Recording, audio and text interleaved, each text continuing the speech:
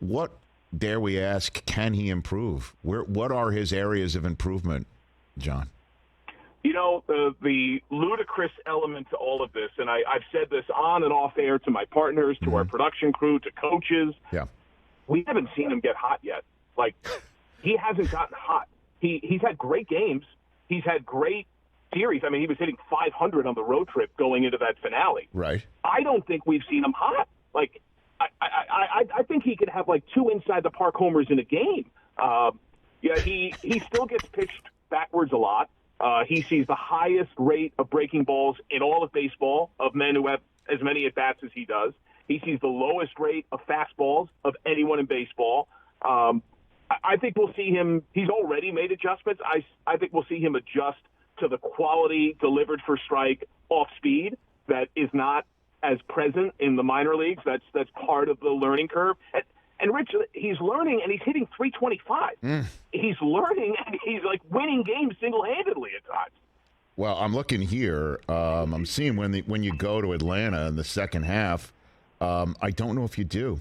I'm looking right now, which is too bad because I would love to see him run against the Freeze. You know, like that's the last thing I want to see him do.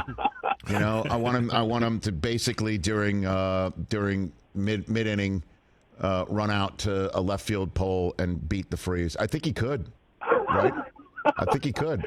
I think he could too. And unfortunately, we were there in the infancy of the season. That was the opening road trip, and he was still in AAA at that point. And the other crazy element to this, Rich, is you talk to his teammates because there are a lot of rookies on this team and young players that were teammates with him for long stretches in the minors. And Andrew Abbott has said this several times, who's having a phenomenal rookie year, the lefty from Virginia, who's kind of become the de facto ace in the wake of some injuries. He said the ball had a family home run that nearly left the stadium. Yes. He said that's not a top 5 homer he's hit this year. I mean, you can find a lot of these highlights on Twitter and on YouTube of what he achieved at AAA.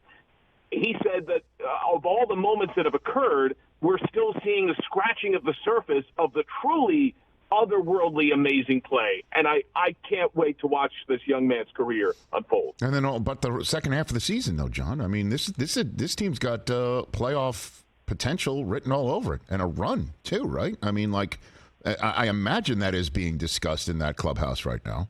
Correct? Their running turn of phrase is "Why not us?" It's something they have said from the beginning. Right. And, you know, there have been a ton of doubters, and fairly so. They lost 100 games last year. You know, a lot of the needle-moving players were in the minors. You know, we did a full-page graphic the other day about where the Reds in the lineup this last series in Milwaukee were a calendar year earlier. And, you know, many of them are either in the minors, injured, some of them at very low levels in the minor leagues or in other organizations. And what this team has done in a compressed span of time is just it's fantastical. It's the ultimate American kind of story to go from underdog to top dog in what's emerged essentially as a 2-team race. And they're going to get the Brewers again out of the break, and then they'll see them again in Milwaukee just a week and a half later. And you know, those head-to-head games will have major say along with the rest of this long homestand out of the break. They get the Giants, a good team. They get the Diamondbacks, another great young team that plays like Cincinnati. But, yes, they're very much in the playoff chase, and most are curious how or if they're going to add particularly to pitching as the trade deadline approaches. So rank it for me right now, John Sadak. It's Burrow 1. What is it? Still Votto 2 in that town right now, or Elly De La Cruz, or what do we got? Or Burrow's not number 1. What do you got for me right now in Cincinnati, Ohio?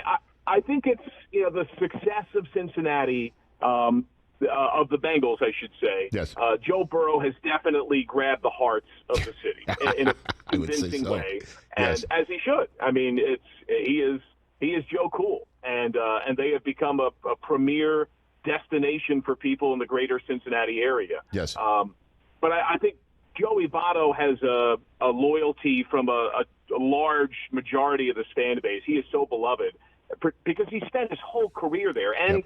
And part of it is because the team was so bad during a chunk of that time. Right. And he still performed at a very high level. And now he leads the team in OPS and slugging. He's 39. He's awesome. killing it. What? So I think the city loves the story and loves it. Catch the Rich Eisen Show every single day on the Roku channel, 12 to 3 Eastern, for free.